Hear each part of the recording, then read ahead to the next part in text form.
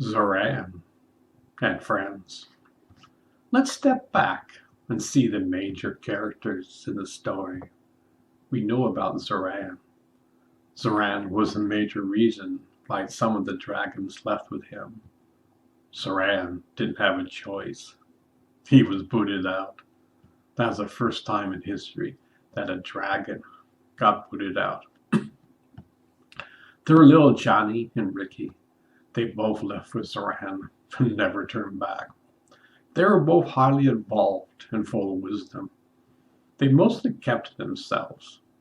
To be honest, they had a hard time relating to the dragon culture.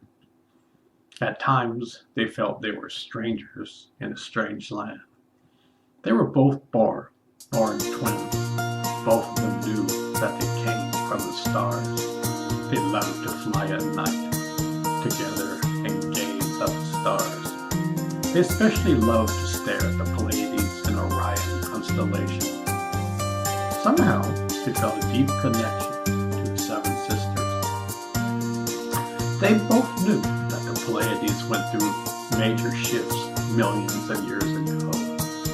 They started out like the dragons with anger, war, and greed. It took over 1 million years for the civilization to transform.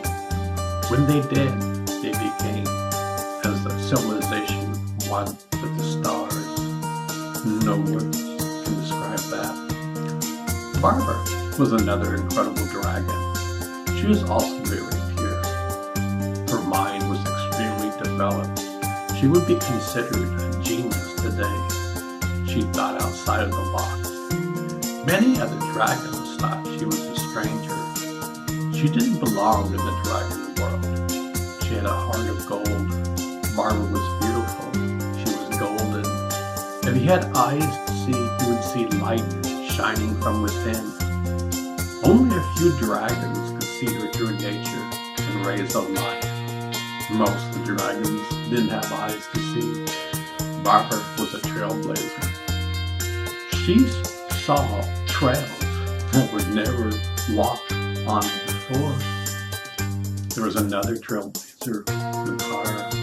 Makara was a female dragon. She was highly developed and psychic. Yet she had her tremendous love and compassion. You see, not all dragons were mean, but she was a misfit. Dragons could not understand her. One of the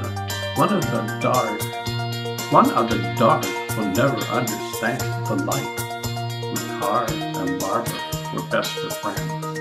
They talked about the time they created light grid systems millions of years before the universe even got created.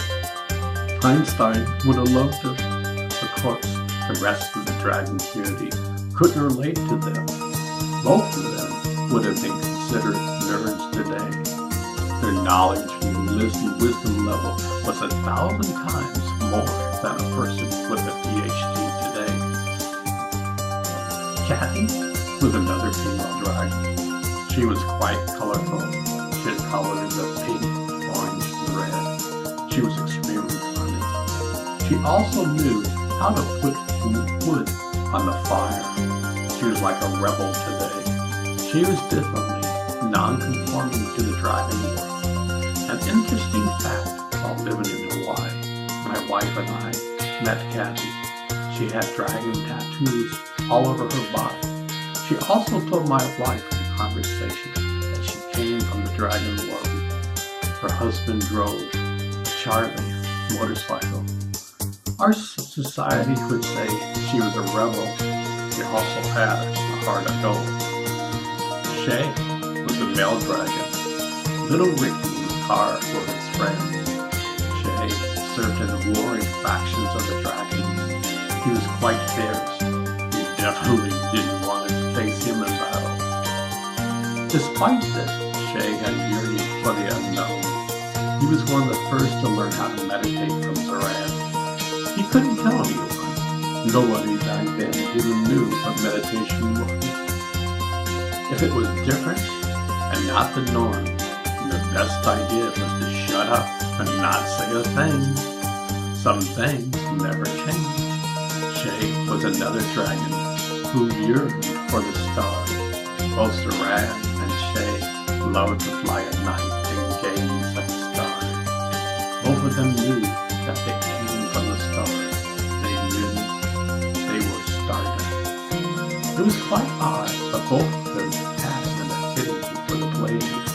At this time, hardly any dragons would look to the stars. They were too busy working and fighting for gold. David was another inquisitive dragon. He had a highly developed spiritual and scientific mind. He was highly evolved for a dragon. He somehow knew about the laws of the universe. It became second nature to him. He had visions of creating pyramids long before his time. He was developing a new system of medicine thousands of years before helping man discover it. You see, David helped in bringing Tai Chi, Qigong, the healing arts, and acupuncture. He invented moxa. If the dragons got injured in battle, he would put herbs on the wounds and light them on fire using his fiery breath. Thousands of years later, he would introduce these healing systems to man. Hanali was another female dragon. She and little Johnny became great friends. Later in life, they even became mates. There was a famous folk song in the city in the 60s that talked about Puff the Magic Dragon. They mentioned in the land of Hanali. Hanali became a famous dragon and was well known throughout the land. Two other dragons came along in this incredible community, Aaliyah and Leilani. They were both stepsisters. Aaliyah, of God, had a heart of gold. She stood up for others and stopped the bullying when she saw it. She called a spade a spade. She wouldn't allow it. Of course, the boy dragons were shocked. This beautiful young female dragon spoke with so much force and authority, the boys stopped in their tracks and sheepishly walked away. Over time, the boys stopped their bullying. The lessons were learned.